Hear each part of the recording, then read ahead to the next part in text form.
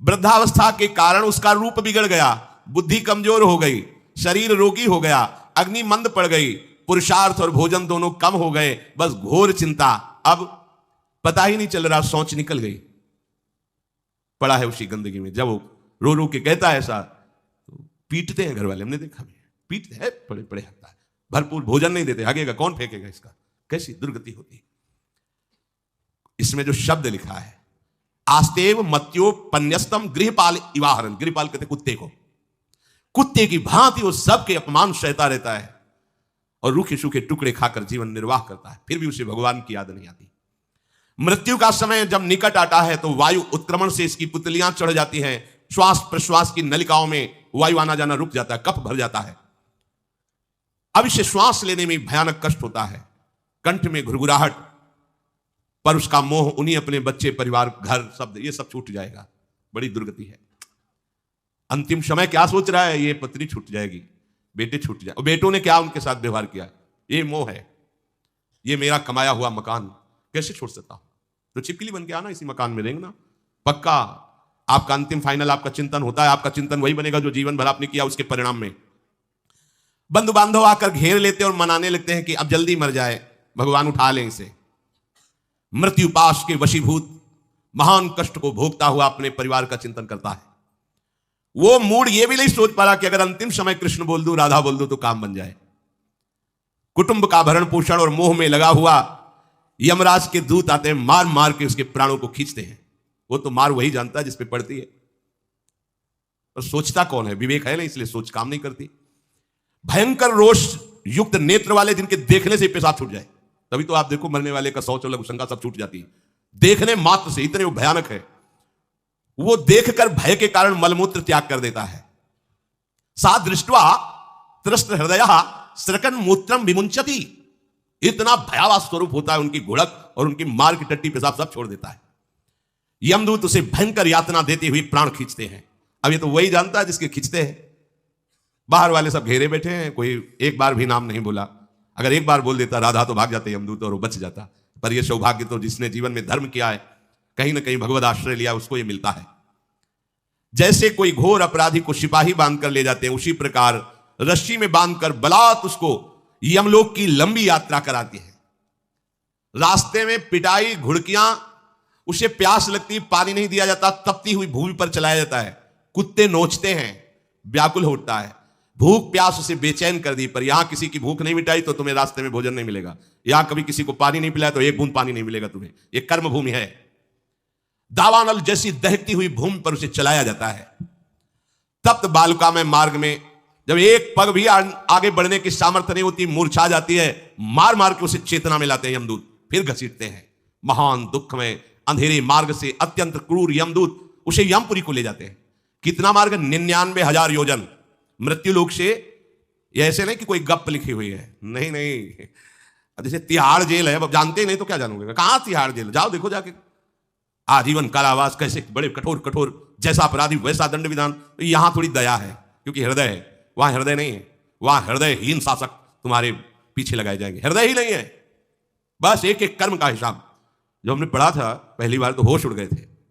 जो यहां दूसरे का मांस खाते ना, कोलू में पेरे जाते, कोलू जैसे गन्ना नहीं पेरा जाता, लगा दिया कोलू में पेरे जा रहे। मरना है नहीं, सोचो कितना कष्ट। फिर इसके बाद शमशी से मांस नोच कर उसे खवाया जाता। होश में हो जाओ। 99,000 योजन का मृत्यु लोक से यमलोक का मार्ग है, लिखा हो 99,000 योजना नाम सहस्राणी नवतिम नवचाध्वनः त्रिभिर्मुहूर्तैर्द्वाभ्याम वा नीतः प्राप्नोति यातनः। एक योजन का मतलब 4 कोश, 99,000 योजन। इतने लंबे मार्ग को 2 या 3 मुहूर्त में तय करना, दौड़ा के 2 या 3 मुहूर्त, बहुत कम समय। फिर वहां पहले से तय, इसको इस नर्क में डालो, इसको इस नर्क में। वहां इतना समय, थोड़ी भीड़ लगी है। जैसे अपने एक फोड़ा हुआ तो अपने इतने कष्ट समझते, अस्पताल जाओ देखो चीख लगी, किसी पैर टूटा, किसी कुछ, ऐसे वहां सब हिसाब हो रहा है। उसको धड़कती हुई लकड़ियों में जलाया जाता है, कहीं दूसरों के द्वारा काट काट कर उसको उसका ही मांस खिलाया जाता है। यमपुरी के कुत्तों के भयानक दांत होते हैं, जिंदा, अब मरना है नहीं, वहां भयानक गिद्धों के द्वारा आते खींची जाती है। यहां सांप बिच्छू डांस जिसको मारा है, वहां भयंकर रूप रखकर उसका खून पीते हैं। हिसाब है बहुत होश में। यहां तुम किसी के शरीर को काट दो तो मर जाएगा, वहां ऐसा नहीं होता, वहां बार बार काटा जाएगा, मरोगे नहीं, पीड़ा वैसे ही होगी। बड़े भयानक कष्टों को भोगता है, तामिस्तंध तामिस्त रौरव आदि नरकों को भोगता है। हे माता, भगवान कपिल देव जी कहते हैं, जो पुण्यात्मा लोग होते हैं स्वर्ग आदि में जाकर पुण्य भोगते हैं, लेकिन दोनों को फिर गिरना होता है, क्योंकि वो भगवान का भजन नहीं किए हैं, इसलिए पुण्य भोग कर मृत्यु लोक आते हैं, वो पाप भोग कर नरक से मृत्यु लोक आते हैं। माता जब उनके भोग संपन्न होते हैं नरक आदि के, अब वो जन्म लेते हैं। फिर यहां ध्यान से सुनना, जब जीव को मनुष्य शरीर में जन्म लेना होता है तो प्रकृति में वर्षा के साथ आता है, प्रकृति में वर्षा के साथ आया, और फसल में मूली गाजर गेहूं अन्न इनमें वो जीव प्रवेश करता है, और उसे माता पिता दोनों पाते हैं। तो सप्तम धातु वीर के रूप में परिणित होता है जीव। वो वीर कण के रूप में माता के उदर में जब प्रवेश करता है तो एक रात्रि में मां का और पिता का दोनों का वो जो वीर मिलता है, उस रज और वीर के मिलने से एक कलल सा बनता है। 5 रात्रि व्यतीत होने के बाद एक बुदबुदा सा बनता है। 10 रात्रि व्यतीत होने के बाद एक बेर की सी आकृति होती है। फिर उसके बाद उसमें धीरे धीरे मांसपेशियां बढ़ने लगती हैं। 1 महीने में उसके सिर निकल आता है, 2 महीने में हाथ पांव अंगों का विभाग होता है, 3रे महीने में नख रोम अस्थि चर्म स्त्री पुरुष के चिन्ह प्रकट हो जाते हैं, 4 महीने में मांसादि 7 धातुएं प्रकट हो जाती है, 5वें महीने में चेतना जागृत हो जाती है। जैसे अपने चेतना, ऐसे 5वें महीने में गर्भस्थ शिशु की चेतना जागृत हो गई। जीव है पर चेतना 5 महीने बाद मां के गर्भ में जागृत। अब उसे भूख लगती है, प्यास लगती है, वहां की तापमयी जलन पीड़ा, छोटे छोटे कीड़ों के द्वारा काटना, 6ठे मास में झिल्ली से लपटा हुआ मां की दाहिनी कोख में कीड़े की तरह तड़पता है। उस समय माता को कड़वे और खट्टे पानी की लालसा होती है, जिससे उसके अंगों में जाकर भयंकर जलन होती है। यह है भोग। वो कृमि कीड़े की तरह तड़पता है। मलमूत्र के गड्ढे में बीच में झिल्ली में बंधा हुआ वो जीवात्मा सुकुमार तो होता है, वहां के कीड़े उसे नोचते हैं छोटे छोटे, वो तड़पता है। माता प्रसन्न होती कि जब बच्चा हिलता है, बोले है उसकी दुर्गति हो रही, वहां भयंकर कष्ट पा रहा है। ऐसा क्लेश होता है कि क्षण क्षण में बेहोश होता रहता है। माता के खाए हुए कड़वे तीखे गरम नमकीन रूखे खट्टे यही पदार्थ पाने की इच्छा होती है माता, क्योंकि उसको भोग भोगना है। उसके कोमल शरीर में भयानक पीड़ा होती है जब माता ऐसे पदार्थ खाती है। गर्भाशय की झिल्ली में लिपटा हुआ, आंतों और मलमूत्र से घिरा हुआ सिर, पेट की और पीठ और गर्दन एक कुंडलाकार ऐसे कंकण जैसा ऐसी आकृति गर्भस्थ शिशु की होती है।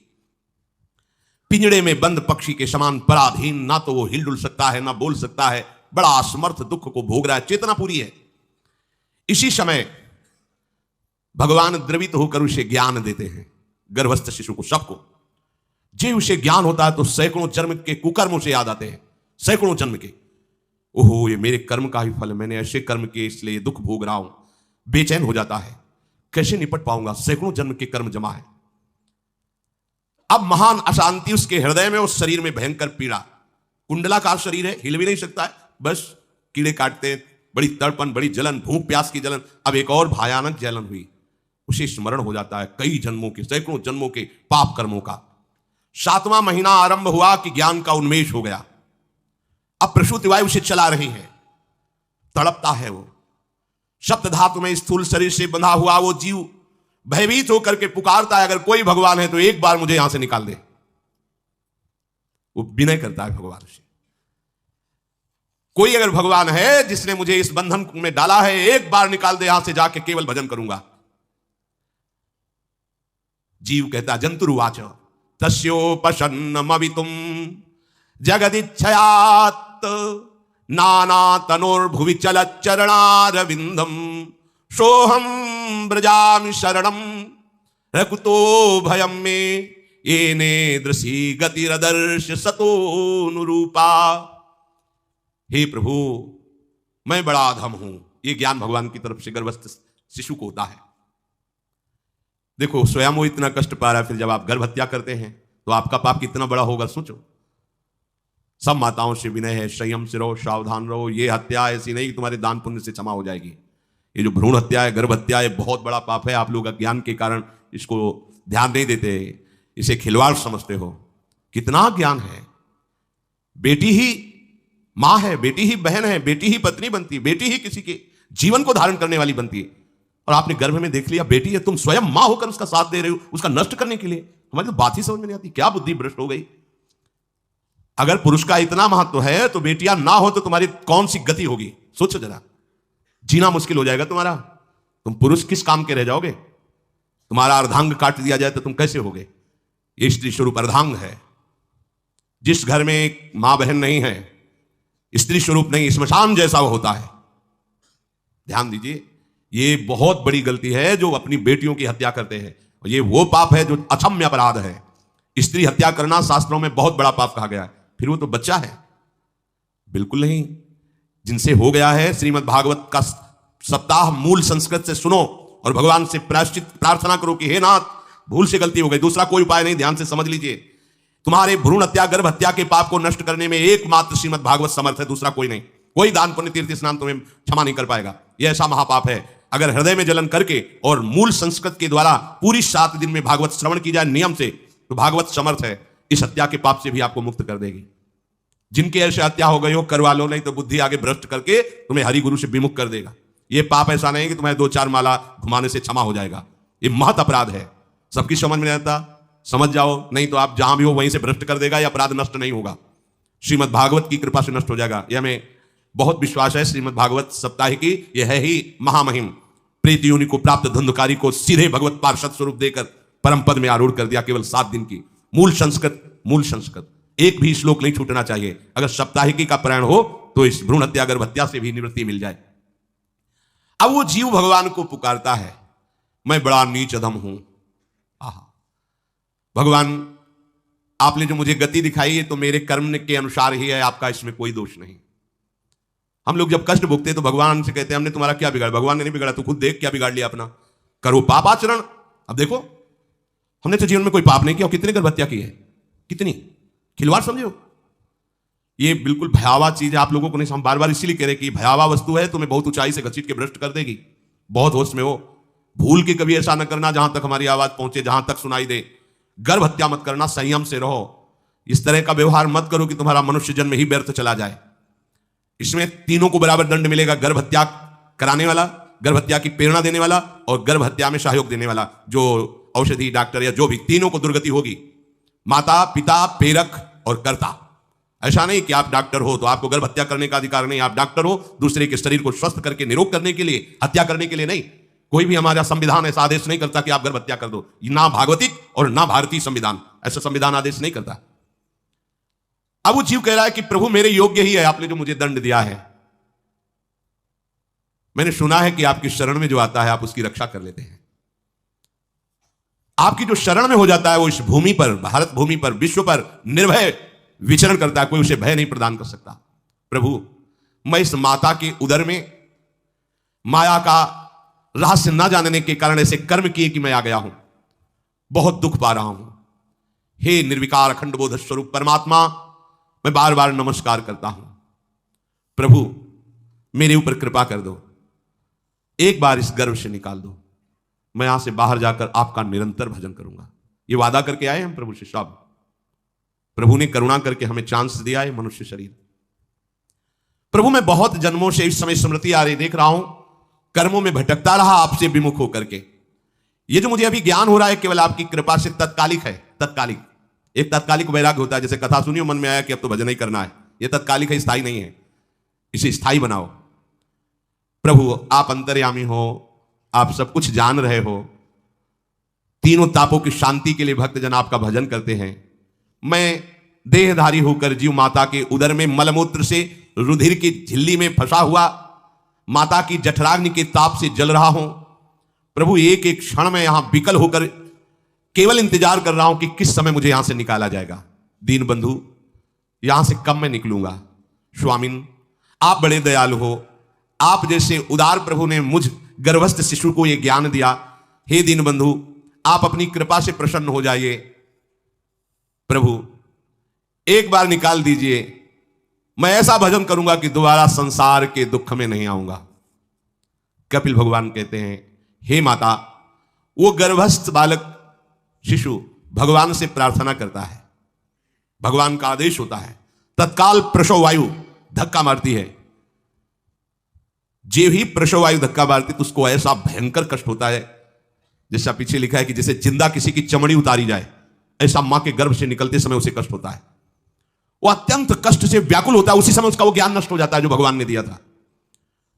उस समय उसकी श्वास की गति रुक जाती है, जैसे किसी का गला दबा दिया जाए तो कैसा लगेगा। ऐसे ही पूरी की पूरी भागवती की स्मृति नष्ट हो गई। होश आया तब देखा कि वो बाहर पड़ा हुआ है, माता के उस मलमूत्र में सना हुआ बिष्ठे की कीड़े की तरह। गर्भवास में जो दिव्य ज्ञान प्रकट हुआ था भगवान की कृपा से, वो सब नष्ट हो गया। भूमि परत भा ढाबर पानी, तिम जीवे माया लपटानी। चेतना आई तो रोने लगा। वो ज्ञान कहां गया? वो ज्ञानदाता कहां गया? वो कहता कहां कहां? बोले थाली बजाओ, बच्चा हुआ है। और वो तो रो रहा है कि कहां, वो ज्ञान कहां गया जिसके बल से मैं कह रहा था कि बाहर निकाल दो, मैं आपका भजन करूंगा। सब खत्म ज्ञान। जो लोग उसका अभिप्राय नहीं समझते वो उत्सव मनाते हैं, बालक हुआ है, वो रो रहा है, वो कहां गया ज्ञान? कहां कहां कहां? छोटा बालक यही रोक कहता कहां? अभी जो ज्ञान उत्पन्न हुआ था, जो अभी भगवान का बोध हुआ था, वो कहां गया? कहां गया? घर परिवार के लोग उसका पालन पोषण करते रहते हैं, उसमें कोई निषेध करने की शक्ति नहीं हो रही। मच्छर काट रहा है, दुख हो रहा है, हटा नहीं सकता बालक। उस जीव को शिशु अवस्था में जब कपड़ों पे लिपेट कर ऐसे लिटाया जाता है तो इतना कोमल त्वचा होती कि कपड़े भी उसको, जैसे खुजलाहट है, पीड़ा है या जलन है, बिल्कुल कोमल त्वचा होती, कुछ नहीं कर सकता हो, बस रो सकता है। ना खुजलाने की, ना करवट बदलने की, ना उठने की कोई सामर्थ्य नहीं। बड़ा कष्ट पाता है बाल्यावस्था में, क्योंकि त्वचा बड़ी कोमल होती है, दास मच्छर आदि जीव उसको काटते हैं। गर्भावस्था का कोई ज्ञान नहीं रहा, सिर्फ रोना ही रोना रह रहा।